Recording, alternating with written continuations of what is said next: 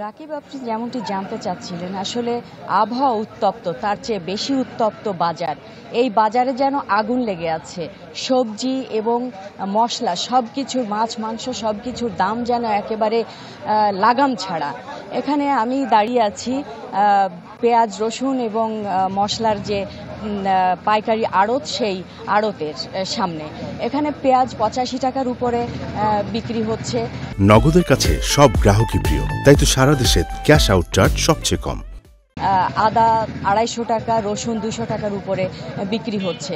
এখানে যদি আমি কাঁচা সবজির কথা বলি, তাহলে তো 50 টাকার নিচে কোনো সবজি নেই। এক পিস লাউ কিনতে গেলে সেটি 40 টাকার উপরে কিনতে হচ্ছে।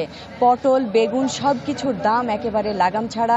এখানে হচ্ছে মাছ মাংসের ধারে তো যাওয়াই যাচ্ছে না। আর এক পিস ডিম, সেটি হচ্ছে 13 টাকা। এভাবে বাজার এত উত্তপ্ত, এত আগুন লেগে আছে যে সাধারণ ভোক্তা ক্রেতারা তারা কিন্তু খুব ক্ষুব্ধ হয়ে আছে। তারা বাজারে আসছে কিন্তু কোনো কিছু ক্রয় করতে পারছে না, যে কারণে তারা ক্ষুব্ধ হয়ে আছে। মাছে ভাতে বাঙালি আমরা বলে থাকি, কিন্তু সেই বাঙালি যে মাছ মাংস দূরে থাক, একটু আলু সিদ্ধ করে খাবে, সেই আলুর দামই হচ্ছে 60 টাকা কেজি দরে বিক্রি হচ্ছে। এই আলু সিদ্ধ করে খাবে, সেই সুযোগটি নেই। আমি এখানে একজন ক্রেতাকে পেয়েছি, আমি তাকে একটু যুক্ত করছি। আপনি বাজারে এসে কি দেখছেন, কি অবস্থা? বাজারে তো বলতে গেলে আগুন ধরে গেছে, এবং আগুন বলতে যেটা বোঝায় যে সকল দ্রব্যের দাম সেটা কিন্তু আকাশচুম্বী।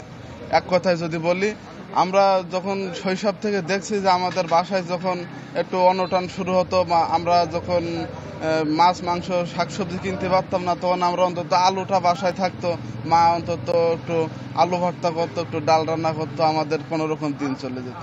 সেই আলুর দাম কিন্তু রেকর্ড ছুঁয়েছে, তার মূল্য কিন্তু এখন 60 টাকা কেজি। ধন্যবাদ আপনাকে। আসলে যেমনটি শুনছিলেন রাকিব, যে আকাশচুম্বী হয়ে গিয়েছে ক্রেতা বলছেন। ক্রেতাদের দাবি, তারা বলছে যে বাজার মনিটরিং ব্যবস্থাটা থাকা দরকার, এর বিকল্প কিছু নেই।